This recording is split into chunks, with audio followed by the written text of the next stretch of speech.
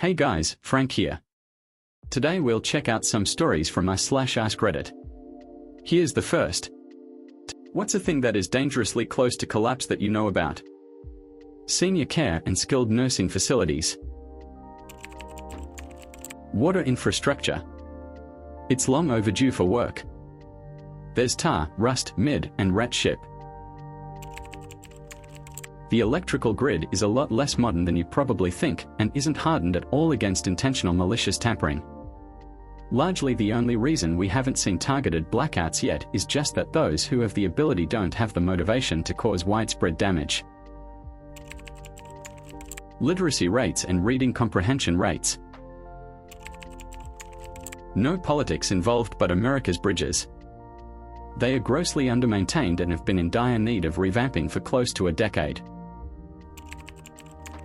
Antibiotics should see a rise in deadlier and deadlier bacterial disease along with the resurgence of previously very curable bacterial disease. Reddit, where bots debate bots and we all pretend it's fine. Water levels in the Great Salt Lake. We had a couple winters of good snowfall to delay things, but the trend is pretty clear. Without some major interventions, we're likely going to see the collapse of the brine shrimp populations, which in turn will mean millions of dead migratory birds piling up. As levels continue to decrease, all the toxic mining runoff that's accumulated over many years will steadily become airborne as the mud turns to dust.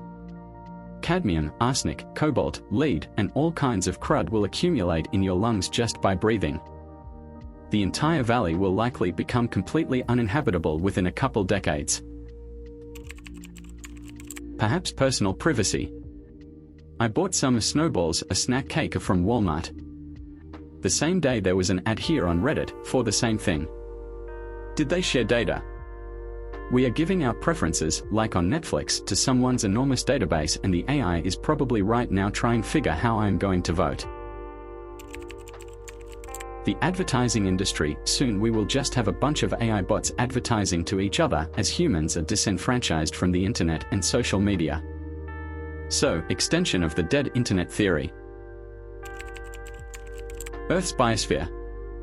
Insects are disappearing, which will snowball up the food chain until food is affected, which will balloon already high food costs before becoming scarce altogether. But at least a few wealthy megacore got to enjoy record quarterly profits for a while longer. Sleep well. Telecommunications infrastructure. Construction has a limited view of the regional network and is usually lacking technical expertise, and all the folks who were patchworking it together on the engineering side got laid off for Indian subcontractors. By the way, it's not one ISP but all of them. Education, K-12, throughout the US. I've never seen it in a worse state. The food supply chain from plankton on up. Practically 99% of all the railroad bridges in the United States are over 100 years old. On top of that, the last time most of them were painted, we still used lead paint. The cost to remove the paint in an environmentally friendly way is too expensive, according to the railroad companies. That means most of them haven't been repainted since the early 90s. Here's story 2. What's a sign that someone has quietly given up, but no one around them seems to notice? When someone stops reacting. When they no longer argue, defend themselves, or explain their feelings. They become quietly detached, going through the motions with a forced smile or empty calm. Their tone is flat, their eyes look distant, and even when hurt or overwhelmed, they say "I'm fine." It's not peace, it's resignation. And sadly, many people interpret it as strength or stability when it's actually a silent surrender. I knew a guy at work who killed himself. He was the friendliest person there. He laughed with everyone, greeted everyone enthusiastically, and he always had an uplifting or kind thing to say when someone else was down. He worked hard. Everyone liked this guy. Then one day he just stopped coming in. His brother told us he had taken a whole bottle of opiates and was gone. If they don't want you to know, you won't. When someone stops talking about their future, they don't see a future for themselves. There are no signs when nobody is paying attention. They lose passion to everything that they used to love. Simply they don't do it anymore. Oh, this one is rough, but I've seen it happen. Usually it's in the daily routines. Someone you know that's well put together seems more and more not to care about their appearance. It's usually not over a long period. Also, something they've been really into, like gardening, etc., and now are just apathetic about it. Sorry, this one is really hard for me. I've seen it happen to close friends, and the end results are usually the end. If you notice someone close to you going through this, get them help. Loss in passions, socially withdrawing, quiet voice, lots of doom scrolling or gaming. That's what I did. Messy room, no friends, no job, lives in basement, list goes on. Me. They'll laugh or chuckle at everything. Hard to notice if you just met them or don't know them well, but absolutely unmistakable if you knew them before the transformation. They stop talking about the future, no goals, no plans, just going through the motions. They are not interested in buying anything but bare necessities. Hear me out, people who have given up feel no need to get new things. What they have is sufficient. New clothes are pointless, what they have works. New hobbies are pointless, current hobbies aren't worth it, so what you have is more than you need anyway. It's all stuff that someone will have to deal with at some point. You can give up and not be suicidal. So you need basics. Food, hygiene products. You don't want to inconvenience the world by being an attention whore and drawing focus to the fact that you have issues. Giving up means you don't look for help, don't expect it, you just keep going as you were. Lacking in the hygiene department. Showers and deodorant seem to be the first thing that goes. Going to bed earlier than necessary and just sleeping more in general. Casually morbid jokes, but way out of the realm of what they normally say. Most everyone else covered the basics, but I've noticed that people who've become depressed or worse will have an almost Freudian slip of the mind. Sort of like the drunk words are sober thoughts thing. Even if they have naturally dark humor, they are likely to be much more casual about how they may want to off themselves or just want everything to end. It feels less like a joke over time, if that makes sense. As a friend or relative, please keep a close eye on the person. Sometimes they suddenly are having a great day. Happy. Energetic. This could be a sign they have made a major decision about going forward with their life. Happy with the decision. Here's story 3. What's a common myth about health, nutrition, or fitness that you've learned is actually false? I thought black people, me, didn't need sunscreen because melanin protects us against the sun. Evidently that's not entirely true. Potatoes are actually nutrient dense, not just starch. Edit, the myth is that taters are just starch. Slightly off topic, but people haven't learned the recent news that we now believe we know what the appendix does.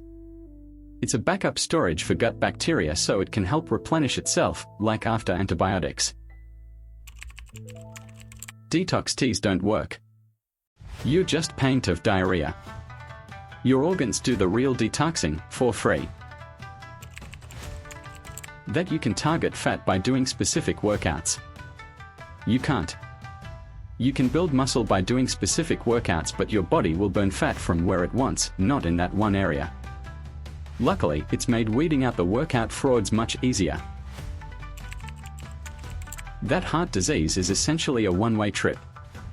You can absolutely reverse arterial plaque buildup with the right diet and a bit of exercise. Semi-related, that you only need 21 days to develop a habit. I see so many people giving up on exercise routines because they didn't develop it within a month, so they just assumed that it wasn't right for them. This is one of those pop psychology things where someone misinterpreted and completely simplified a study that was not even related to habits, then made a whole bunch of money off of it, and now everyone thinks that you should be able to develop habits in 21 days or something is wrong with you. When you shave, your hair doesn't grow back faster, longer or darker. It's just all growing back at the same time so it can look more full. If it did work like that, every bald man ever would shave their head every day. Natural means nothing. It's a logical fallacy. Arsenic is natural, mercury is natural, lots of natural things are toxic. Stop trying to convince me that something is good because it's natural. Oh, and that goes triple for chemicals that are used. Natural doesn't mean it's better. I recently read how a winery was using a natural herbicide. It's a lot more toxic than the artificial ones. They were poisoning people. That you need to do a cleanse to get rid of toxins. Our liver and kidney clear out what's not necessary. Cleanses are a scam. Eat fat, get fat. Fat is actually important in your diet. That poster of the food pyramid that was in every classroom growing up. This goes out to all my fellow Balkan people. 1. Going out with your hair wet equals you'll get sick. 2. Walking barefoot around the house during the winter equals you'll get sick. 3. A breeze in the winter, if you open a lot of windows, equals stiff neck and you get sick. 4. Cold drinks equals sore throat. 5. If stem 4 happens, a shot of Rakija will fix you right up. 6. When you are sick, you need to be covered with all the blankets in your house to sweat the illness out. That fitness influencers look like that because they work hard. The majority of them are on steroids. You can do everything right, illness, disease and old age will still happen. Here's story 4. Parents of bullies, what did you do when you found out your kid was a bully? I am not the parent of a bully, but my brother was a bully. When my dad found out about it, he was pulled out of school, off his sports team, and was homeschooled for the rest of the year, then went to go stay with grandpa for the summer. Effectively, he was uber grounded. When he went back to school the next year, he did not bully anyone.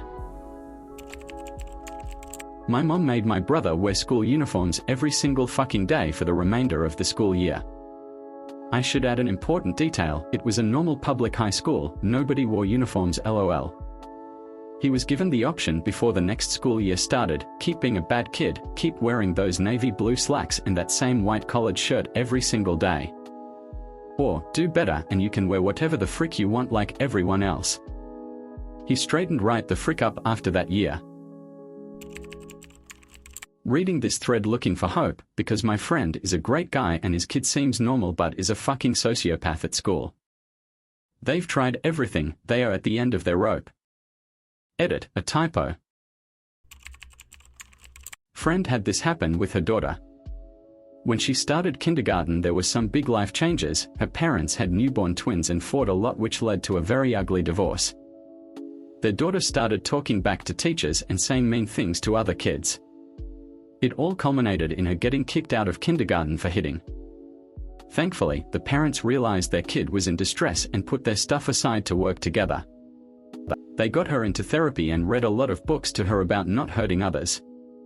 Change didn't happen overnight, but she's learned emotional regulation skills and is doing well in her mid-teens. I'm proud of both parents for stepping up and learning to co-parent in a healthy way that's best for their kids.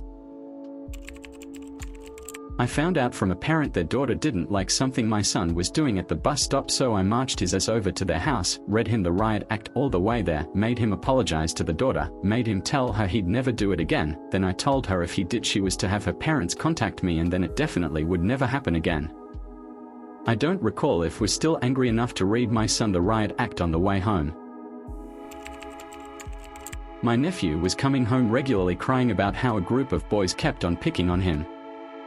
My sister kept pushing and pushing, only to find out my nephew was actually name-calling and being a general bully to everyone in class, and some of the classmates were just standing up for themselves. Yes, he was diagnosed with autism and ADHD and worked on not being an idiot in general shortly thereafter. But as his family, we thought he was the victim, but in reality, he was the bully. My kids aren't bullies, but they've sure had moments of bullying. One shoved a kid on the bus thinking that kid had pushed him first. Come to find out the bus was the Wild West that school year and our eldest was overstimulated. Made them write the kid an apology letter, made them sit at the front of the bus the rest of the year, and as soon as they were old enough, had them start walking to school to avoid the overstimulation. They are now known as a kid that brings other kids into their group and welcomes all new kids. But I just addressed it head on. We made him own it. Apologized in person, talked a lot about empathy, and got him into therapy. It wasn't about punishment, it was about helping him figure out why he did it. He's come a long way since. When mine started bullying and grounding didn't work, we ended up involving his pediatrician to get resources to help and resulted in a diagnosis. It was a long, difficult process, but now he's a totally different kid.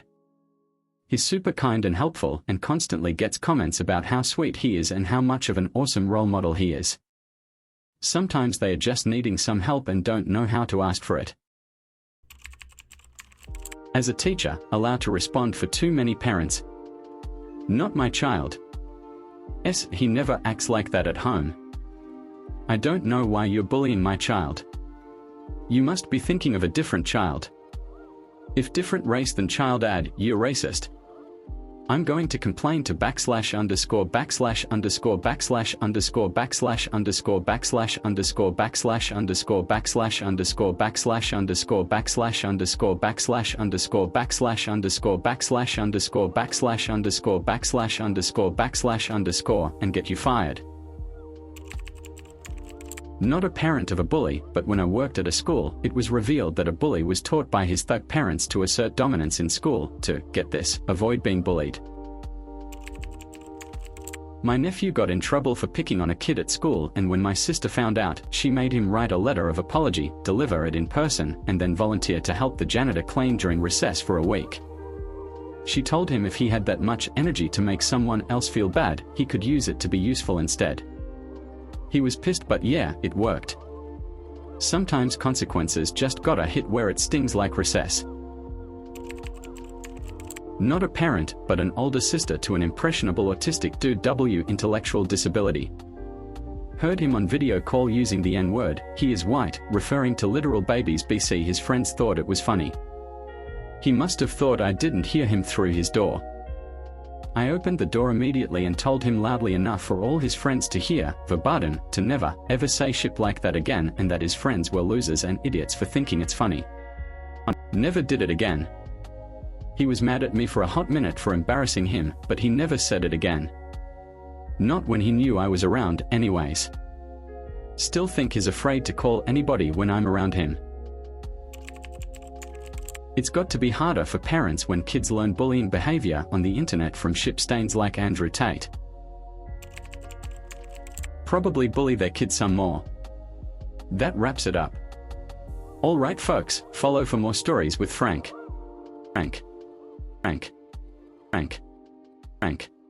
Frank.